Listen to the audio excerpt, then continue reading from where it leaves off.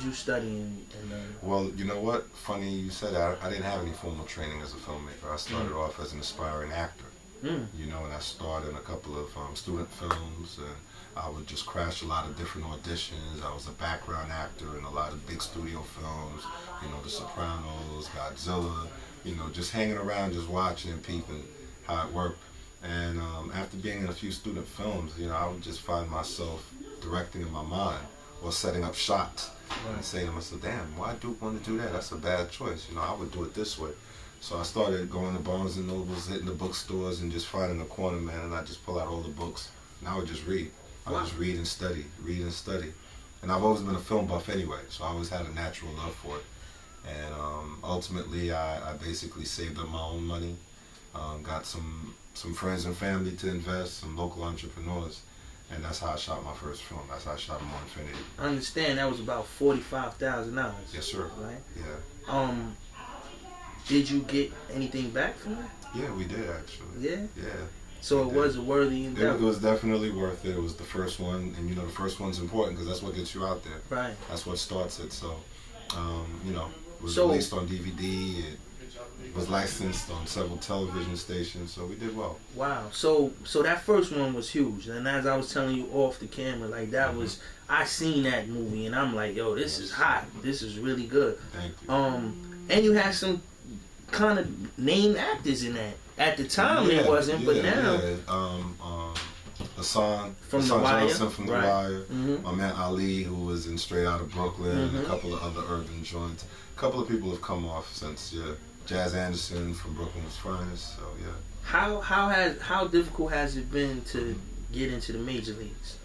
Oh, that's tough. It's tough, huh? It's tough. It's a constant grind. You know, it's kind of like having the best of both worlds, having your foot in each door. You know, there's a give and take to both. Right. You know, so the beauty of independent films is it's your creation, it's your art form. You don't have to worry about compromising or letting the man or the system come in and change your whole story around. But of course, you know, with studio films, of course, there's more money and there's a larger, much wider audience and visibility. Right.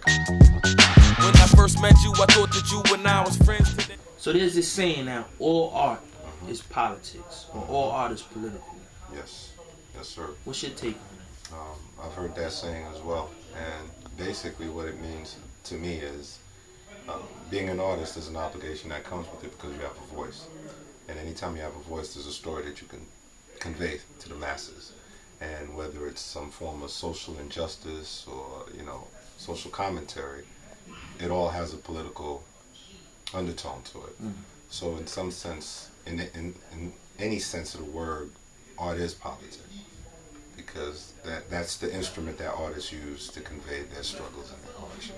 Everybody know the crackers brought crack to a habitat to attack the Latins and black. Jerry, I'm thinking about how there's a number of black independent film producers and companies that I'm wondering what is the obstacles, if there are any, that stops you guys from uniting and maybe making something as opposed to a bunch of small independent film companies, maybe making one big one. Right.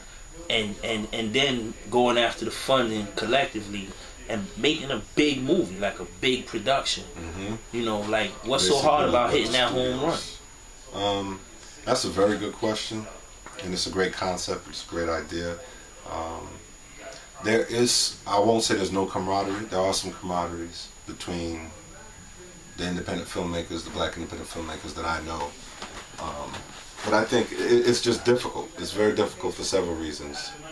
To be frank, I don't think we've ever, as a people, have been able to conform and provide a united front for the bigger picture, as opposed to looking at it as, well, how about me? What am I going to get out of it? You know, I think it always becomes an issue of, if it isn't jealousy, people are concerned with this person outshining the other. You know, this person is more in the forefront, or this person's making more money, or basically, you know, everybody wants to build their own empire. But what nobody understands is empires are built collectively. It's not built by one individual. It takes, you know, it takes unity, and it takes a massive front to build a conglomerate.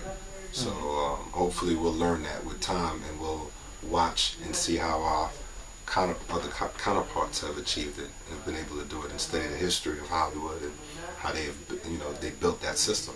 You know, I imagine it wasn't overnight, but that would be one of the things we would have to first learn to establish. You know, I think a lot of us have a chip on our shoulders because by the time you get there, you've been stomped down by some of your own people so much that when you do get it, you like, yo, I'm going for Dolph. You know, we got that I'm going for Dolo mentality, and we got to shake that first. You know.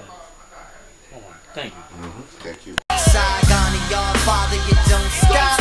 Just blaze on the beat, he keeps it hot. And last but not least, for the short shot, it's the abandoned nation.